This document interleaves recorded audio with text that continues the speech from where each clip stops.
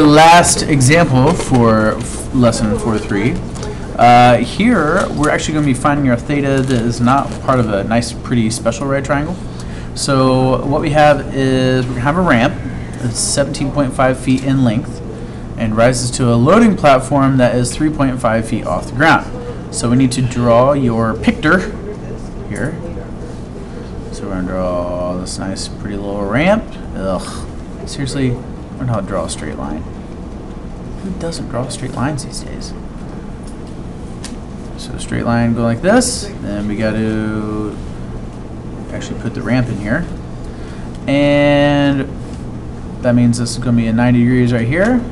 We're trying to find the angle that the ramp makes with the ground, so we're trying to find this theta right here. So if our ramp is a total of 17.5 feet and the platform is 3.5 feet off the ground, so here's where our 3.5 feet goes. Now for the 17.5, you got to figure out, is it going to go on your hypotenuse or on the ground? It says the ramp is 17.5 feet. So does that mean that, is this our ramp down here on the bottom? Does your ramp go along the ground? Well, if your ramp goes along the ground, there doesn't really seem to be a good reason to have a ramp, if you think about it.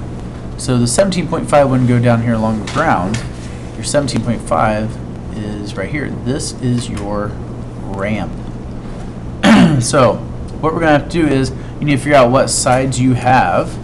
This would be from your theta. This is your theta. So this would be your opposite side. This would be your hypotenuse. So, oh, perfect timing.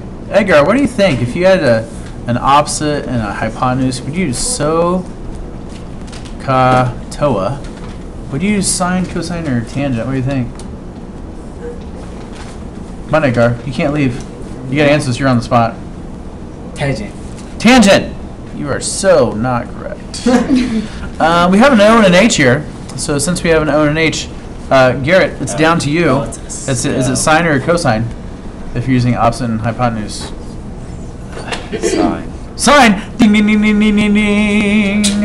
We're going to use the sine. So SCO. It's so, not SCO. SCO? Yeah, just so. There's only 3 letters, not 4. So you're going to have the opposite over the hypotenuse.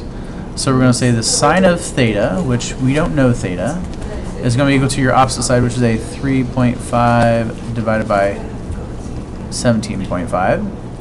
So we get down to a sine of theta is equal to, let's find out what 3.5 divided by 17.5 is. 0.2. So this is equal to a 0.2. Now, how in the world do we get this theta by itself? Well, the nice thing that we get to do here is we're going to show that another function on the calculator, which you guys have been trying to use, but you can't use yet.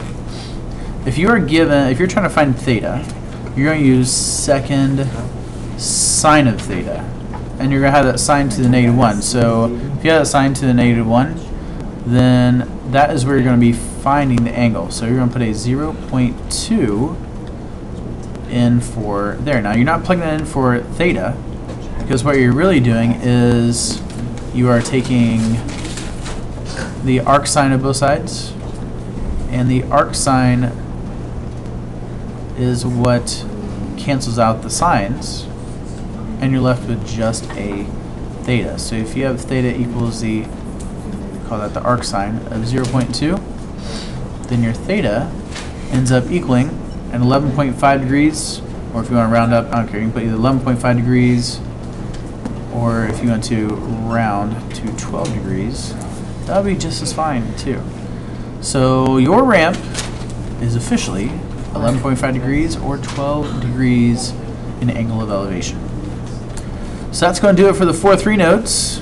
I know you guys are upset because there's only 11 examples.